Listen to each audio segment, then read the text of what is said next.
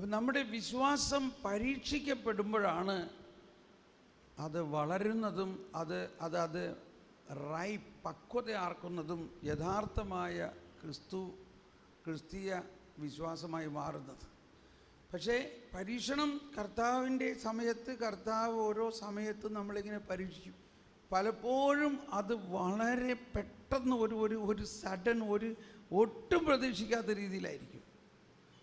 അതുകൊണ്ടാണ് ഈ യാക്കോബിൻ്റെ ലേഖനത്തിൽ ഇന്നലെ നമ്മൾ വായിച്ചു ഇല്ലേ, അപ്രതീക്ഷിതമായി നിങ്ങൾക്ക് പരീക്ഷണങ്ങൾ ഉണ്ടാകുമ്പോൾ നിങ്ങൾ അപ്രതീക്ഷിതമായതെന്തോ സംഭവിച്ചാൽ എന്ന പോലെ പരിഭ്രമിക്കരുത്. അപ്രതീക്ഷിതമായ എന്തെങ്കിലും സംഭവിച്ചാൽ നിങ്ങൾ പരിഭ്രമിക്കരുത്. ക്രിസ്തുവിന്റെ പീഡകളിൽ നിങ്ങൾ പങ്കുകാരാകുന്നതിൽ ആഹ്ലാദിക്കുവിൻ. ഇതാണ് മനസ്സിലാക്കാൻ പറ്റാത്ത കാര്യം. ഇന്നലെ നമ്മൾ സഹനത്തെക്കുറിച്ച് മനസ്സിലാക്കിയതെല്ലാം ക്രിസ്തുവിൻ്റെ പീഡകളിലുള്ള പങ്കാളിത്തമാണ് നമ്മുടെ സഹനം എന്നുള്ളത് ക്ലിയർ ആയില്ലേ? ആർക്കെങ്കിലും സംശയം ഉണ്ടോ? അതിൽ ഉണ്ടോ?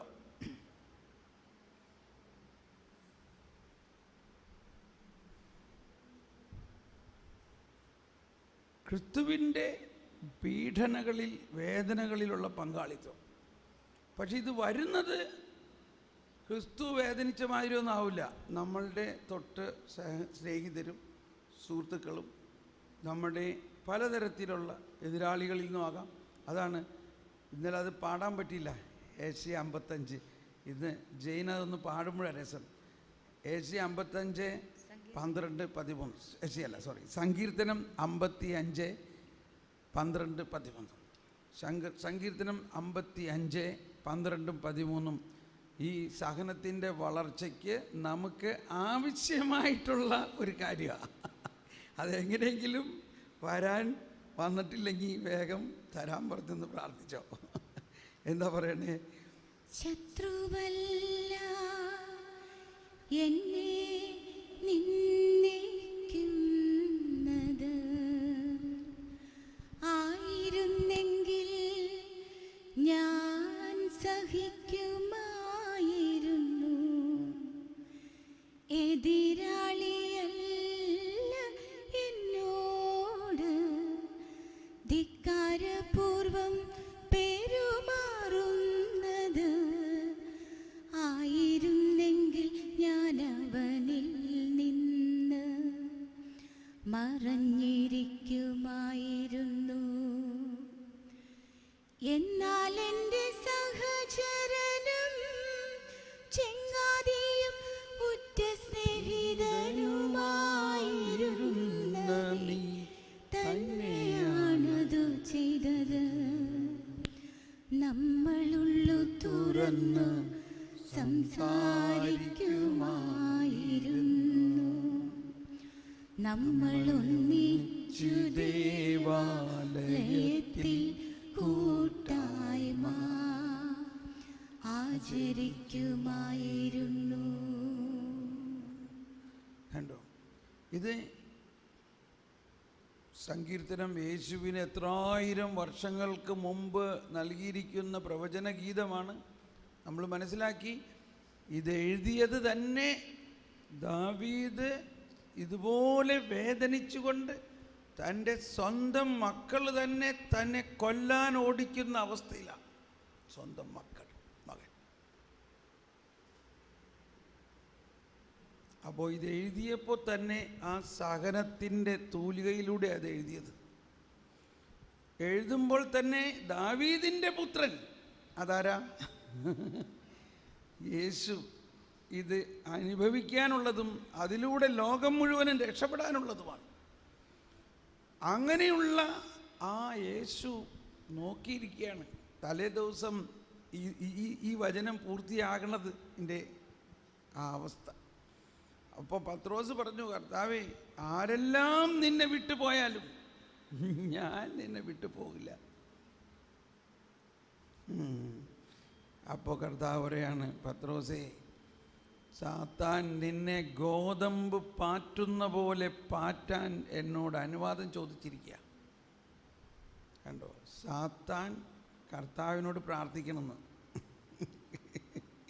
അനുവാദം ചോദിക്കാമെന്ന് അങ്ങനെ ചിന്തിച്ചൂടെ? എന്നെ ഈ നിൻ്റെ ഏറ്റവും ഇഷ്ടമുള്ള നിൻ്റെ പ്രിയപ്പെട്ട അപ്പസ്തോലൻ്റെ പ്രധാനിയായ പത്രോസിനെ ഞാനൊന്ന് പാറ്റാൻ പോകാം, നീ അനുവദിക്കുക. അപ്പോൾ കർത്താവ് അത് അനുവദിക്കുന്നത് എന്തർത്ഥത്തിലാണ്? എടാ, നീ എന്ത് വേണമെങ്കിലും ചെയ്തോ, നിനക്ക് ഇത്രയല്ലേ ചെയ്യാൻ പറ്റുള്ളൂ, ഞാനല്ലേ എല്ലാത്തിൻ്റെയും ഉറവിടം. മനസ്സിലാവുന്നുണ്ടോ?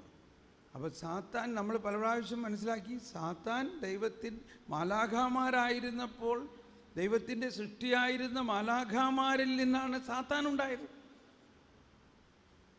ആ സാത്താൻ്റെ ശക്തിയെയാണ് നമ്മളിങ്ങനെ ഫോക്കസ് ചെയ്തിരിക്കുന്നുവെങ്കിൽ അത് പർവ്വതീകരിക്കപ്പെട്ട് നമ്മൾ കാണും. അതിനെ പർവ്വതീകരിച്ച് നമ്മൾ കാണുകയാണെങ്കിൽ ദൈവത്തിൻ്റെ ശക്തിയെക്കുറിച്ചുള്ള, ആ ഉറവിടത്തെക്കുറിച്ചുള്ള, അതാണ് വിശ്വാസം എന്ന് പറയുന്നത്. വിശ്വാസം എന്ന് പറയുന്നത് ഇത് രണ്ടും തമ്മിലുള്ള വ്യത്യാസവും. ഇപ്പോൾ ബർത്തലോമിയോനെ തൊലി ഉരിഞ്ഞ് എണ്ണയിൽ വറക്കാൻ പോകുമ്പോൾ ബർത്തലോമിയോ വിചാരിക്കുകയാണ്, സാത്താനെ, നിനക്ക് എൻ്റെ തൊലി ഉലിയാൻ പറ്റും, ഇറച്ചിയും വറക്കാൻ പറ്റും, എൻ്റെ ആത്മാവിനെ നിനക്ക് വറക്കാൻ പറ്റുമോ? ഇതായിരിക്കും ഒരുപക്ഷെ ബർത്തലോമിയോ വിചാരിക്കുന്നത്. ഇല്ലേ? അതാ വിശ്വാസം എന്ന് പറയുന്നത്. നമുക്കെല്ലാം തൊലിക്ക് കൊള്ളുമ്പോൾ വേദനയാവുന്നു, അപ്പം നമ്മൾക്ക് പ്രയാസമാവുന്നു. അതാ സഹനം.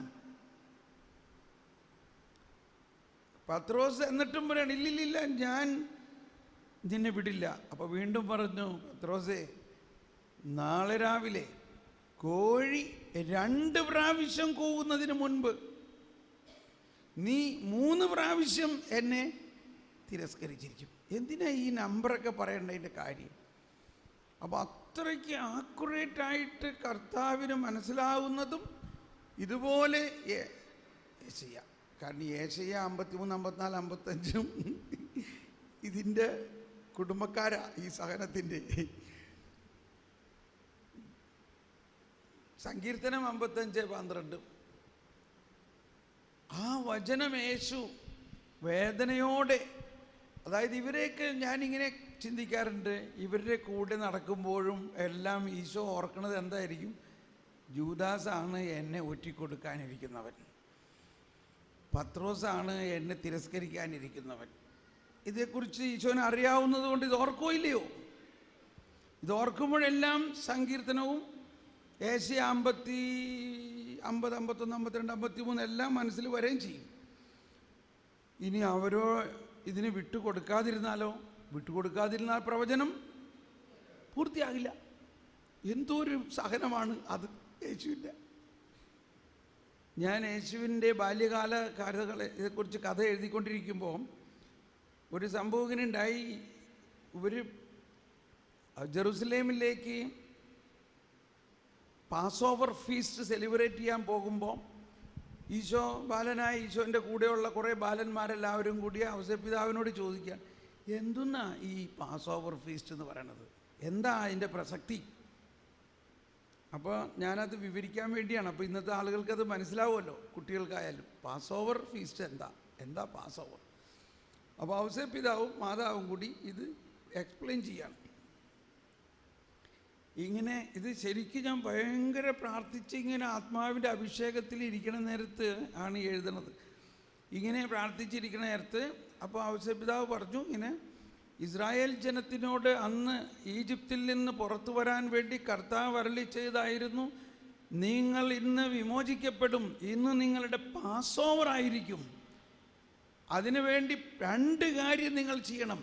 ഒന്ന്, നിങ്ങൾ ഓരോ കുടുംബവും ഒരു കുഞ്ഞാടിനെ അറുത്ത് ബലിയർപ്പിച്ച് അതിൻ്റെ രക്തം കട്ട്ളപ്പടിയിൽ തേക്കണം. ഇതങ്ങ് കേൾക്കുമ്പോൾ ഉടനെ ഈ മാതാവിൻ്റെ തൊട്ടടുത്തിങ്ങനെ മടിയിൽ തലയാച്ച് ബാലനായ യേശു ഇരിക്കുമ്പോൾ പെട്ടെന്ന് യേശുവിന് ചങ്കിലൊരു വേദന. കാരണം ഇത് ഈ കുഞ്ഞാടിൻ്റെ രക്തത്തിലൂടെ അവർക്ക് അന്ന് വിമോചനം കിട്ടുന്നത്, അല്ലെങ്കിൽ കുഞ്ഞാടിൻ്റെ രക്തം തെളിച്ച കട്ടിളപ്പടികളുള്ള ഭവനത്തിൽ സംഹാരദൂതൻ പ്രവേശിക്കില്ല എന്ന് പറയുന്നത് ഈ വരാനിരിക്കുന്ന കുഞ്ഞാടിൻ്റെ രക്തത്തിൻ്റെ ഒരു മുൻ അനുഭവമാണ്.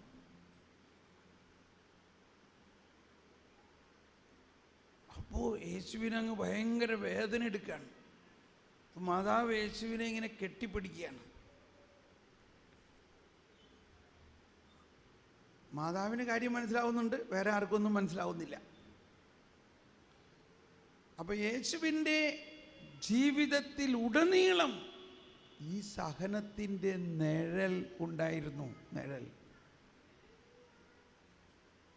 ഈ വരാൻ പോകുന്ന വേദനകളെ ഈ ഓരോ അപ്പസ്തോലനെയും തിരഞ്ഞെടുത്തപ്പോൾ തന്നെ അറിയാം ഇവൻ എന്താ ചെയ്യാൻ പോകുന്നത്. നമുക്കത് അത്രയും അറിഞ്ഞൂടാ. അപ്പോൾ ഇത് പറയുന്നത് ഫെയ്ത്ത്, വിശ്വാസം വളരുന്നതിന് വിശ്വാസം പരീക്ഷിക്കപ്പെടണം. വിശ്വാസം പരീക്ഷിക്കപ്പെടുമ്പോൾ അപ്പോൾ പാറ്റണ കാര്യം പറഞ്ഞു, പത്രോസിനോട് നേരിട്ട് പറഞ്ഞു, ഇതാ നിനക്ക് സംഭവിക്കാൻ പോകുന്നത്, പക്ഷേ നീ വിഷമിക്കണ്ട, ഞാൻ നിനക്ക് വേണ്ടി പ്രാർത്ഥിക്കുന്നു. ആര് പ്രാർത്ഥിക്കുന്നുണ്ട്? യേശു പറയാണ്, ഞാൻ നിനക്ക് വേണ്ടി പ്രാർത്ഥിക്കുന്നുണ്ട്. അതുകൊണ്ട് നീ തിരിച്ചു വന്ന് മറ്റുള്ളവരെ വിശ്വാസത്തിൽ ഉയർത്തണം. എന്തുകൊണ്ടാണ്? ഇവൻ്റെ വിശ്വാസം പരീക്ഷിക്കപ്പെട്ട് കഴിഞ്ഞ് അവൻ തിരിച്ചു വരുമ്പോൾ അവൻ പറയാണ്, വിഷമിക്കൊന്നും വേണ്ട, ഈ പിശാചിനെ ഞാൻ കണ്ടു കഴിഞ്ഞതാ, അതുകൊണ്ടൊന്നും എനിക്ക് ഒരു തകർച്ചയും ഉണ്ടായില്ല. അവന് പാറ്റാനേ പറ്റുള്ളൂ, എന്നെ തകർക്കാൻ പറ്റില്ല, എന്നെ നശിപ്പിക്കാൻ പറ്റില്ല. അവനെ നശിപ്പിക്കുന്ന ശക്തിയാണ് നമ്മുടെ കർത്താവ്. അതിപ്പോൾ എനിക്ക് മനസ്സിലായിരിക്കണം. ഇപ്പം ഇന്നലെ നമ്മൾ യേശു വെള്ളത്തിൻ്റെ മീതെ നടന്ന സംഭവത്തിൽ ഒരു കാറ്റക്കിസം ഞാൻ ഇൻട്രൊഡ്യൂസ് ചെയ്ത് കണ്ടോ. യേശു വെള്ളത്തിൻ്റെ മീതെ നിൽക്കുന്നു, പത്രോസ് താഴ്ന്നു കിടന്ന് കരയുന്നു. പക്ഷേ കർത്താവ് അപ്പോൾ പറയുന്നത് ഇവനെ എങ്ങനെയെങ്കിലും രക്ഷിക്കണ കാര്യമൊന്നുമല്ല പറയണേ, എവിടെ നിൻ്റെ വിശ്വാസം? നീ അല്പവിശ്വാസി, നിന്റെ വിശ്വാസക്കുറവ് കൊണ്ടല്ലേ നീ മുങ്ങിപ്പോയത്. പക്ഷേ മുങ്ങിപ്പോയെന്ന് വിചാരിച്ചുകൊണ്ട് അവൻ നശിച്ചോ? ഉടനെ പൊക്കിയെടുക്കാൻ, അതാണ് ആ കൈ കൊണ്ട് പൊക്കിയെടുക്കുമ്പോൾ ആ കയ്യിലുള്ള പിടിപ്പും അതിൻ്റെ എല്ലാം പ്രത്യേക, അതെല്ലാം കുറേ ഡയറക്ഷൻ കൊടുത്ത് വരച്ചതാ. ആ ശക്തി, കർത്താവിൻ്റെ ശക്തി അവൻ്റെ കയ്യിലേക്ക് പ്രസരിക്കുന്നതും ആ രണ്ട് കൈ കൊണ്ടും കർത്താവിൻ്റെ കയ്യിൽ പിടിച്ചതോടെ പ്രശ്നം തീർന്നു. അവൻ രണ്ട് കൈ കൊണ്ടും കർത്താവിൻ്റെ കയ്യിൽ അങ്ങ് പിടിച്ചു. ഇനി മുങ്ങോ?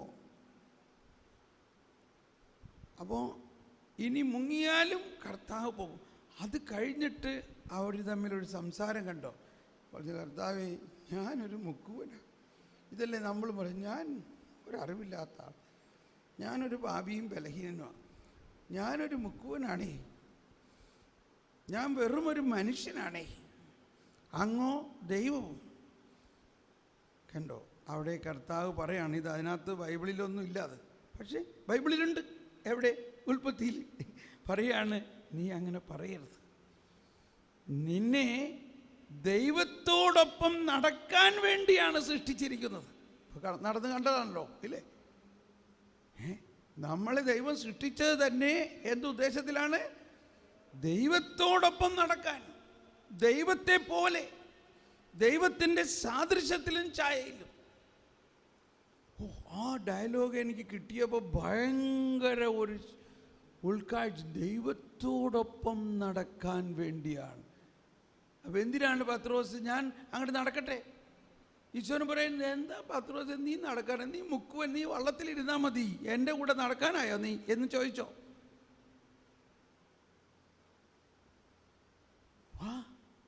നീ നടക്കെൻ്റെ കൂടെ, നീ എൻ്റെ കൂടെ നടക്കടാ. നീ എൻ്റെ കൂടെ നടക്കാൻ വേണ്ടിയാണ് നിന്നെ വിളിച്ചിരിക്കുന്നത്, നിന്നെ സൃഷ്ടിച്ചിരിക്കുന്നത്.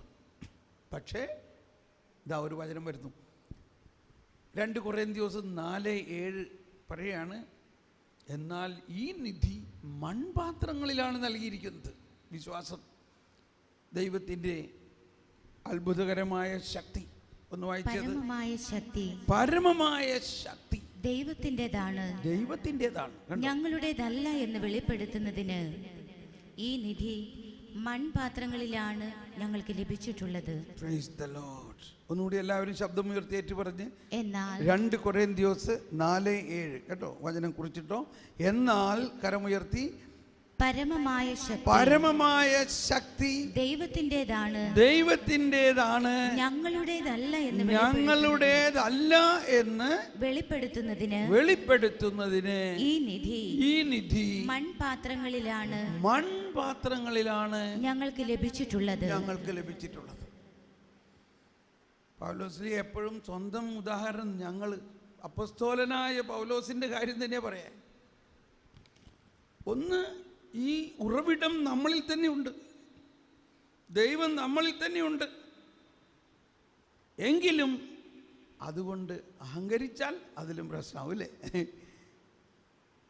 അതുകൊണ്ട് ആ നിധി മൺപാത്രങ്ങളിലാണ് നൽകിയിരിക്കുന്നത്. അതായത് നമ്മുടെ ശക്തി കൊണ്ടൊന്നുമല്ല, നമ്മൾ സ്വഭാവേന മണ്ണിൻ്റെ ആ കുറവുകളുള്ളവരാണ്. അതാണ് മനുഷ്യ നീ മണ്ണാകുന്നു, മണ്ണിലേക്ക് തിരിയും. എന്നാൽ ഈ മണ്ണാകുന്ന മനുഷ്യൻ്റെ ഉള്ളിൽ വിണ്ണ് ഒളിച്ചു വച്ചിരിക്കുന്നു. വിണ്ണ് മുഴുവനും, ത്രിത്വൈക ദൈവം മുഴുവനും, ദൈവശക്തി മുഴുവനും ഉറവിടം തന്നെ നമ്മുടെ ഉള്ളിലേക്ക് നൽകിയിരിക്കുന്നു. ഇത് കണ്ടെത്തുക, ഇതിൽ നിന്ന് ശക്തി സംഭരിക്കുക, ഇതിൽ നിന്ന് ശക്തി ഒഴുക്കുക, അതിലേക്ക് നോക്കുക. നമ്മിലുള്ള മൺപാത്രത്തെ നോക്കി, അയ്യോ എനിക്കൊരു കഴിവുമില്ല, ഞാൻ ബലഹീനനാണ്, മനസ്സിലാക്കുക ബലഹീനനാണെന്ന്. പക്ഷേ അപ്പോൾ ആ ആശയമാണ്. പത്രോസ് തളർന്നു, പക്ഷേ കർത്താവ് തളർച്ചയിൽ അവനെ ഉയർത്തി വീണ്ടും അവിടെ നിർത്തിയിട്ട്. പിന്നെ അതിന് ശേഷം സുവിശേഷത്തിൽ എന്ത് സംഭവിച്ചു എന്ന് കാണുന്നില്ല, ഇല്ലേ? അതാണ് നമ്മളൊരു കഥ എഴുതുമ്പോൾ നമ്മളത് കാണിക്കണ്ടേ. അത് കഴിഞ്ഞിട്ട് അവരെവിടെ പോയി എന്നുള്ളത് നമ്മൾ കാണിക്കണ്ടേ. അവർ നടന്ന് വള്ളത്തിൽ കയറി. നടക്കുമ്പോൾ ഒന്ന് സംസാരിക്കാമല്ലോ, എന്ത് സംസാരിച്ചിരുന്നിരിക്കണം അവർ. ഇതാണ്, ഇങ്ങനെയാണ് നമ്മുടെ കഥ എഴുത്ത് വരുന്നത്. അവർ സംസാരിച്ചിരുന്ന ഒരു കാര്യമാണ് സ്വാഭാവികമായിട്ട്, കർത്താവേ ഞാൻ വെറും പാപി ബലഹീനനുമായ ഒരു ബുക്കുവരാണ്, നിന്റെ മാതിരി വെള്ളത്തിൻ്റെ മീതെ നടക്കാനായിട്ട് എനിക്ക് പറ്റുമോ? നടന്നുകൊണ്ടാണ് പറയണേ. കർത്താവ് പറയാണ്, നിന്നെ സൃഷ്ടിച്ചത് തന്നെ എൻ്റെ ഒപ്പം നടക്കാൻ. അത് ഭയങ്കര ഒരു ബോധ്യമായിട്ടൊന്ന് എടുത്തേ. എന്നിട്ടാണ് ആ പറയുന്നത്, ദൈവത്തിൻ്റെ സാദൃശ്യത്തിലാണ് നിന്നെ സൃഷ്ടിച്ചത് തന്നെ, ഛായയിലാണ് സൃഷ്ടിച്ചത്. ദൈവത്തിൻ്റെ ഛായയിൽ നിന്നോ? അതെന്താ? അതാണ് അവിടെ നമ്മൾ വിവരിച്ചത്. അപ്പം നമ്മുടെ വിശ്വാസത്തിൻ്റെ ഒരു പ്രധാന രഹസ്യം, ദൈവത്തിൻ്റെ ഛായയിലാണ്, ദൈവത്തിൻ്റെ സാദൃശ്യത്തിലാണ്. ദൈവം അനുഭവിച്ചതെല്ലാം അനുഭവിക്കാനും കൂടിയാണ്. അങ്ങനെ ആ വിശ്വാസത്തിൻ്റെ അനുഭവമാണ് ഈ യേശു പരസ്യ പ്രഘോഷണ കാലഘട്ടത്തിൽ നടത്തിയ എല്ലാ ശുശ്രൂഷകളിലും ഉദിച്ചു നിൽക്കുന്ന എൻഡ് റിസൾട്ട്. ഇപ്പം ഇന്ന് നമ്മൾ കുർബാനയിലെ പ്രസംഗം കേട്ടല്ലോ, നമുക്ക് വളരെ പരിചയമുള്ളതാണ് ബർത്തിമേവൂസ്. പക്ഷെ അതിൻ്റെ അവസാനം ഈശോ ബർത്തിമേവൂസിനോട് എന്താ പറഞ്ഞേ? നിന്റെ വിശ്വാസം നിന്നെ രക്ഷിക്കട്ടെ. കേട്ടോ, ബർത്തിമേവൂസിൻ്റെ ആ സംഭവം ലൂക്കാസ് സുവിശേഷത്തിൽ 18-ാം അധ്യായത്തിൻ്റെ അവസാനമാണ്. ഇത് കഴിഞ്ഞിട്ട് 19-ാം അധ്യായം എന്താ? സക്കേവൂസ്, ധനികനായ മനുഷ്യൻ. 18-ാം അധ്യായത്തിൻ്റെ ആദ്യവും ധനികനായ മനുഷ്യൻ. അപ്പോൾ ആദ്യം വന്ന ധനികനായ മനുഷ്യൻ യേശുവിൻ്റെ അടുത്ത് വന്നിട്ട്, നല്ലവനായ ഗുരു, നിത്യജീവൻ അവകാശമാക്കാൻ ഞാൻ എന്ത് ചെയ്യണം? അതൊന്ന് വായിക്കാമോ? 18:18 തോന്നണത്. അല്ല, ലൂക്ക 18 നല്ലവനായ ഗുരു എത്രയാ? 18. ഒരു അധികാരി അവനോട് ചോദിച്ചു, നല്ലവനായ ഗുരു, നിത്യജീവൻ അവകാശമാക്കാൻ ഞാൻ എന്ത് ചെയ്യണം? യേശു പറഞ്ഞു, എന്തുകൊണ്ടാണ് നീ എന്നെ നല്ലവൻ എന്ന് വിളിക്കുന്നത്? ദൈവമല്ലാതെ നല്ലവനായി മറ്റാരുമില്ല. ഇത് ബാക്കി കാര്യമൊക്കെ നമുക്കറിയാം, അത് നമുക്ക് പിന്നീട് എടുക്കണ്ട. ഇവിടെ ഒറ്റ പോയിന്റ് എടുക്കേണ്ട ഇതാണ്, നമ്മൾ ആരും അധികം ശ്രദ്ധിക്കാത്തൊരു കാര്യം. ഇവൻ്റെ ചോദ്യം തന്നെയാണ് അതിനകത്തൊരു പെശക്. എന്താ ചോദ്യം? നിത്യജീവൻ അവകാശമാക്കാൻ ഞാൻ എന്തു ചെയ്യണം? ഞാൻ അപ്പോൾ അവൻ്റെ കംപ്ലീറ്റ് അതുവരെയുള്ള ബോധ്യം അവൻ്റെ പ്രവൃത്തിയിലൂടെയാണ് ഈ നിത്യജീവൻ കൈമാറ്റപ്പെടുന്നത്. ഞാൻ എന്ത് ചെയ്യണം? ഇവിടെ തന്നെ ആണ് വിശ്വാസത്തിൻ്റെ പഠനം നമുക്ക് വേണ്ടത്. നിത്യജീവൻ അവകാശമാക്കാൻ ഞാൻ എന്ത് ചെയ്യണം? അവൻ, നമുക്കറിയാം, അവൻ ആ നിത്യജീവൻ യേശുവിനെ സ്വീകരിക്കാൻ പറ്റാതെ അവൻ മടങ്ങിപ്പോകുന്നു. ധനികനായ അവൻ. ഇത്രയും ഇത് മനസ്സിലാകാം. പിന്നീട് ബാക്കിയുള്ളത് പിന്നീട് എപ്പോഴെങ്കിലും നമുക്ക് എടുക്കാം, അല്ലെങ്കിൽ എൻ്റെ സബ്ജക്റ്റിൽ നിന്ന് പോകുന്നത്. ഇത് കഴിഞ്ഞിട്ട് ഇവർ യേശുവിൻ്റെ എൻടുറേജ് ജെറൂസലേമിലേക്ക് ഇങ്ങനെ പോയിക്കൊണ്ടിരിക്കുകയാണ് എല്ലാവരും കൂടി. അടുത്ത് കാണുന്നത് ടോട്ടലി ഓപ്പോസിറ്റ് ആയിട്ടുള്ള ഒരു വ്യക്തിത്വം. ഇയാൾ ധനികനാണ്, പ്രമാണങ്ങളെല്ലാം അനുസരിച്ച് ജീവിക്കുന്നവനാണ്. അടുത്ത് വരുന്നത് ദരിദ്രൻ, ഒരു ഭിക്ഷ യാചിക്കുന്ന അന്ധൻ. യേശുവിനെ കാണാനും പറ്റുന്നില്ല, കണ്ടോ? മറ്റവൻ യേശുവിനെ ദൃശ്യമായി കാണുന്നുണ്ട്, പക്ഷെ അതുകൊണ്ട് അവന് ഒന്നും മനസ്സിലാവുന്നില്ല ആരാണ് ഈ യേശു എന്ന്. ഇവിടെ ദൃശ്യമായി കാണുന്നില്ല ദരിദ്രൻ, പക്ഷെ അവൻ്റെ ഉൾക്കണ്ണ് തുറന്നിട്ടുണ്ട്. അവനറിയാം അതിലെ നസ്രായനായ യേശു അതിലെ കടന്നു പോകുന്നു എന്ന് കേട്ടപ്പോൾ ഉടനെ ഇവൻ ചാടി എഴുന്നേറ്റ് ഉച്ചസ്വരത്തിൽ പറഞ്ഞു, ദാവീദിന്റെ പുത്രനായ യേശുവേ എന്നിൽ കനിയണമേ. കണ്ടോ? ഈ ശബ്ദം കേട്ട ഉടനെ യേശു അവിടെ നിന്നു. ആ ശബ്ദം ഒരുപാട് കാര്യങ്ങൾ യേശുവിനെ കൊണ്ട് പറയുന്നുണ്ടോ? ഈ വ്യക്തിക്ക്, അതാണ് വാസ്തവത്തിൽ യോഹന്നാന്റെ സുവിശേഷത്തിൻ്റെ ആദ്യമൊക്കെ ഫിലിപ്പോസ് പറഞ്ഞ മാതിരി പഴയ പ്രവാചക ഗ്രന്ഥങ്ങളിലും മോശയുടെ പുസ്തകങ്ങളിലും ആരെക്കുറിച്ച് പറഞ്ഞിരിക്കുന്നുവോ അവനെ ഞാൻ കണ്ടു. ഈ ഒറ്റ ശബ്ദം കേട്ട ഉടനെ യേശു അവിടെ നിന്നിട്ട് പറഞ്ഞു, അവനെ എൻ്റെ അടുത്ത് കൊണ്ടുവരിക. എന്നിട്ട് യേശു അവനോട് ചോദിക്കുകയാണ്, നിനക്ക് വേണ്ടി ഞാൻ എന്ത് ചെയ്യണം? കണ്ടോ? ഞാൻ എന്ത് ചെയ്യണം എന്നുള്ള ആ ഭാഗം അതൊന്ന് വായിച്ചേ.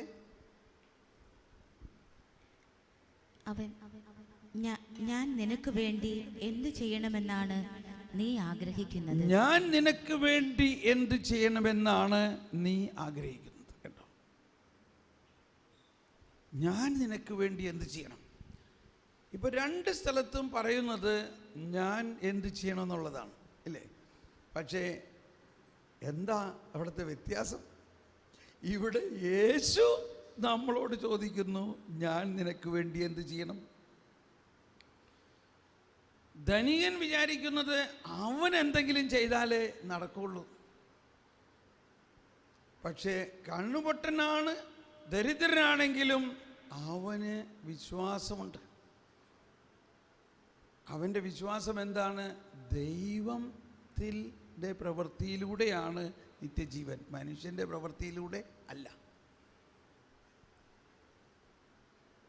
ആ സ്വരം, വിശ്വാസത്തിൻ്റെ ശബ്ദം തിരിച്ചറിഞ്ഞു യേശു. ദാവീദിൻ്റെ പുത്രനായ യേശുവേ.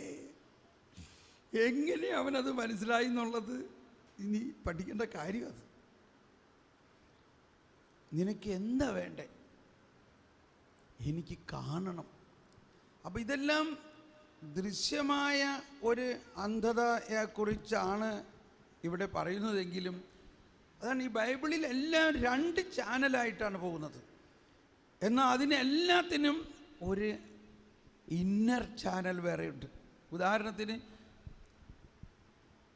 എനിക്ക് വിശന്നു, നീ എനിക്ക് ഭക്ഷിക്കാൻ തന്നു. എനിക്ക് ദാഹിച്ചു, നീ എനിക്ക് കുടിക്കാൻ തന്നു. ഞാൻ നഗ്നനായിരുന്നു, നീ എന്നെ ഉടുപ്പിച്ചു. പെട്ടെന്ന് നമ്മുടെ മുമ്പിലുള്ള ദരിദ്രരെയൊക്കെയാണ് നമ്മൾ കാണുന്നത്. അവർക്ക് ഉടനെ അപ്പം കൊണ്ടുപോയി കൊടുക്കണം, തീർച്ചയാണ്.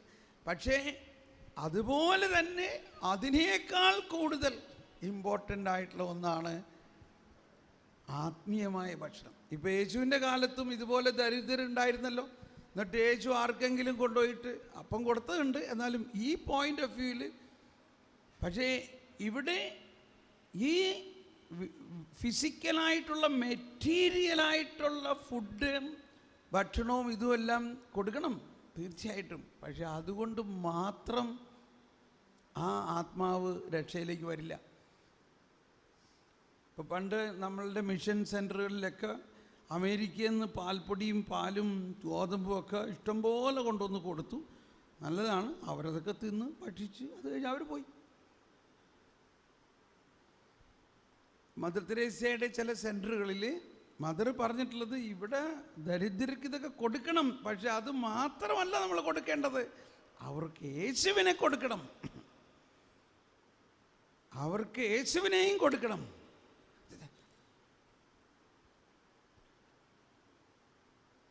അപ്പോൾ ഇവിടെ ഈ അന്ധനായ യാചകനെ യേശുവിനെ കിട്ടി. അതാണ് വെളിച്ചം. എനിക്ക് കാഴ്ച കാണണം, എനിക്ക് കാണണം.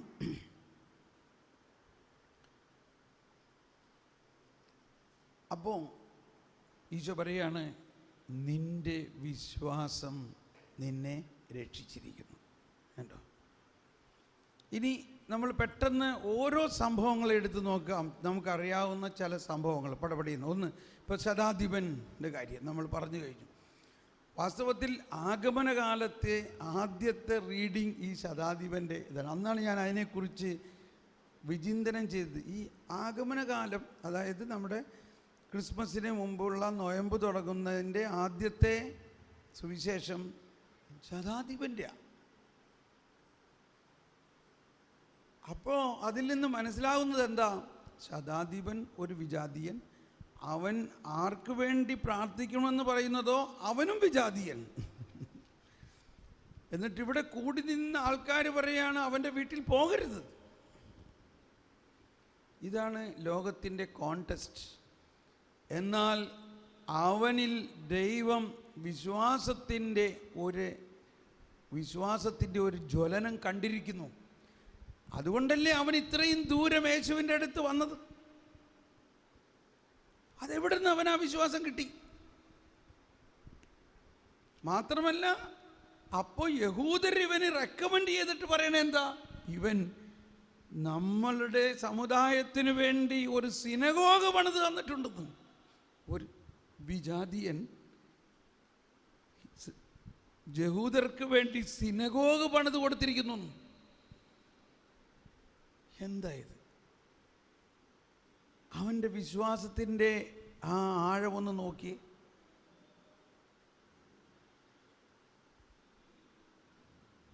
അതിപ്പോഴും നമുക്ക് മനസ്സിലാവില്ല എങ്ങനെ അവൻ ആ വിശ്വാസം കിട്ടി. ഇവിടെ ഉള്ള ക്രിസ്ത്യാനികൾ തന്നെ ഒരു പള്ളി പണിയാനായിട്ട് പോകുമ്പോൾ അച്ഛൻ എന്തോരം ബഹളം ഉണ്ടാക്കിയിട്ടാ കാശ് പിരിക്കണേ. റിട്ടേൺ ചെയ്യാണ്. ഇതേ പള്ളിപ്പണിക്ക് കാശ് തന്നില്ലെങ്കിൽ ഇനി ഇവിടെ മാമോദീസയുടെ സർട്ടിഫിക്കറ്റ് ഇങ്ങോട്ട് വന്നോ, ഞാൻ കാണിച്ചു തരാമെന്ന് പറഞ്ഞേ.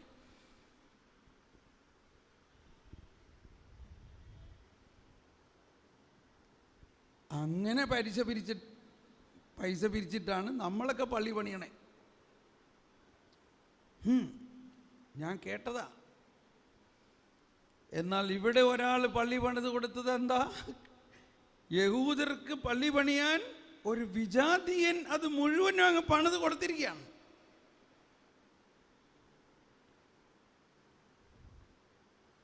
മാത്രമല്ല 2 ദിവസത്തെ യാത്ര കഴിഞ്ഞിട്ടാണ് വന്നിരിക്കുന്നത് ഈ യേശുവിനെ ഒന്ന് കാണാൻ.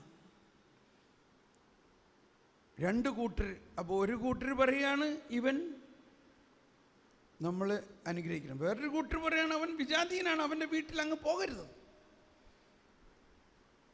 അപ്പോൾ ഇവൻ പറയുകയാണ് അങ്ങ് വരേണ്ട ആവശ്യമില്ല. അങ്ങ് അവിടം വരെ വരേണ്ട ആവശ്യം എന്താ? അങ്ങ് ഇവിടെ നിന്ന് ഒരു വാക്ക് പറഞ്ഞാൽ അവിടെ എൻ്റെ ഭൃത്യൻ സുഖപ്പെടും.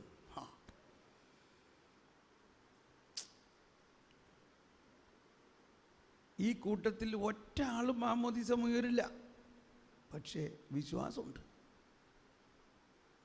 ഈശോ പറയുകയാണ്, നിന്റെ വിശ്വാസം പോലെ നിനക്ക് സംഭവിക്കട്ടെ. കണ്ടോ, നിന്റെ വിശ്വാസം പോലെ നിനക്ക് സംഭവിക്കട്ടെ. ഞാനതിൻ്റെ കഥ എഴുതിയപ്പോൾ എൻ്റെ ഭാവനയിൽ കാണുകയാണ്, അവൻ ഓൾറെഡി വിശ്വസിക്കുകയാണ് അവിടെ സുഖം ആയി കഴിഞ്ഞിരിക്കുന്നു. അതുകൊണ്ടാണ് അവൻ കുതിരപ്പുറത്ത് പോകുമ്പോൾ ആ സന്തോഷത്തിൽ yes Lord, I believe, I believe, I believe. ഇത് ഞാൻ തന്നെ ഒരുപാട് പ്രാവശ്യം പ്രാർത്ഥിക്കണ എൻ്റെ പ്രാർത്ഥനയാണ്. ഒരു കാര്യം നടക്കാണ്ടാകുമ്പോൾ ഞാൻ പറയാം, ഇല്ല കർത്താവേ, ഞാൻ വിശ്വസിക്കുന്നു, അത് നടത്തും നീ. ഒരുപക്ഷെ ആ കുതിരപ്പുറത്തിരിക്കേണ്ടത് നമ്മൾ ഓരോരുത്തരുമാണ്. ആ സമയം അവിടെ അത്ഭുതം നടക്കുകയാണ്.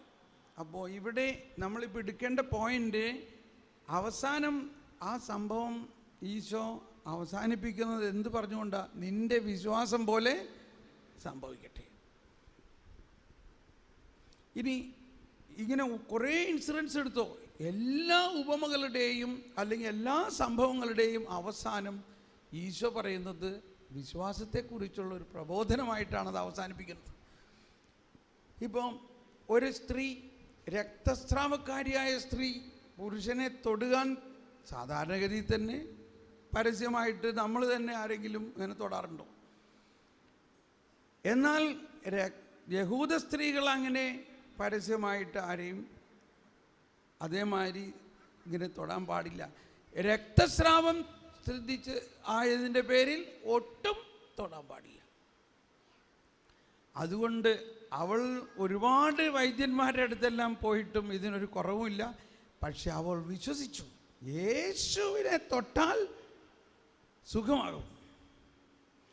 പക്ഷെ എങ്ങനെ തൊടുക യേശുവിനെ?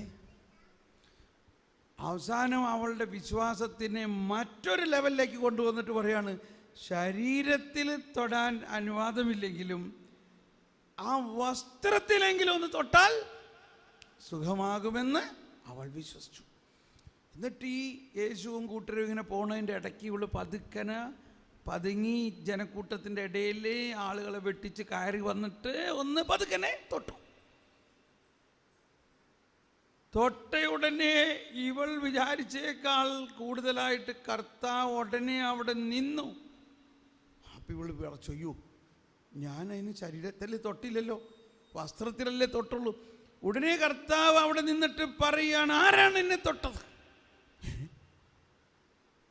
ആളുകൾ യേശുവിൻ്റെ മേൽ ഇങ്ങനെ ഇടിഞ്ഞു പൊളിഞ്ഞ് വീഴുകയാണ്, തൂന്തും തള്ളും. അതിൻ്റെ ഇടയിൽ പറയുകയാണ്, ആരാണ് എന്നെ തൊട്ടത്? പത്രോസ് പറഞ്ഞു, എന്തി കർത്താവ് പറയുന്നത്? ആളുകൾ അങ്ങയുടെ മേൽ ഉന്തിത്തള്ളി ഇങ്ങനെ നടക്കുമ്പോൾ തൊട്ടതെന്ന് പറഞ്ഞു. ഇല്ല, എന്നിൽ നിന്നും ശക്തി പുറപ്പെട്ടിരിക്കുന്നു. കണ്ടോ, ഞാനൊന്ന് തൊട്ടോട്ടെ എന്ന് അനുവാദം ചോദിച്ചിട്ടാണോ തൊട്ടത്? തൊട്ടോട്ടെ എന്ന് അനുവാദം ചോദിച്ചിട്ടാണോ തൊട്ടത്? അല്ല. ഒരനുവാദവും ചോദിക്കാണ്ട് ദൈവത്തിൻ്റെ ശക്തി നമുക്ക് വലിച്ചെടുക്കാം. അതാണ് വിശ്വാസം. ദൈവത്തിന് സന്തോഷമാണ് അത്. അവള് മറ്റൊരു ശക്തിക്കും വേണ്ടി പോയില്ല, എൻ്റെ ശക്തിയിൽ ആശ്രയിച്ചു എന്നുള്ളത്. ആരാണ് എന്നെ തൊട്ടത്? എന്നിൽ നിന്നും ശക്തി നിർഗളിച്ചിരിക്കുന്നല്ലോ. അതായത് ആരോ വിശ്വാസത്തോടെ എന്നെ തൊട്ടു.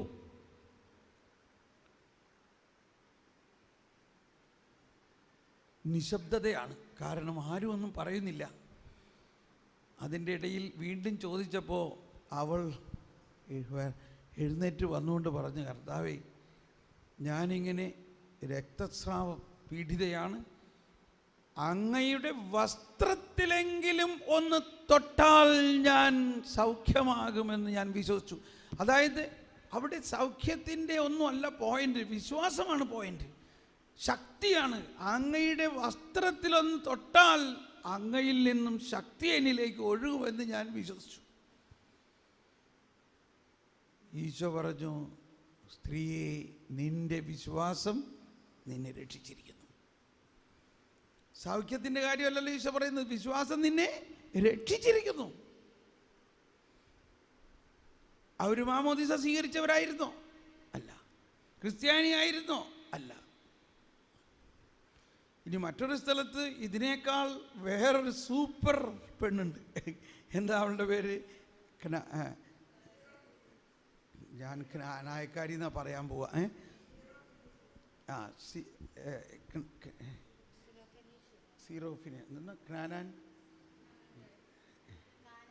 കാനാൻകാരി, സോറി, എപ്പോഴും എനിക്കൊരു നായക്കാരിയല്ല, കാനാൻകാരി. അതൊരു ഭയങ്കര സംഭവമാണ്. അതിനൊന്ന് പഠിച്ചു നോക്കി. അവൾ കാനാൻകാരി എവിടെയാ? മത്തായി 15 മത്തായി 15 എടുക്ക്. അതിൽ അവളുടെ മകൾക്ക് വേണ്ടിയാണ് ഇത് മാതിരി തന്നെ. അവളുടെ ആവശ്യമല്ല. അവൾ ഒന്ന് വായിച്ച ഭാഗം.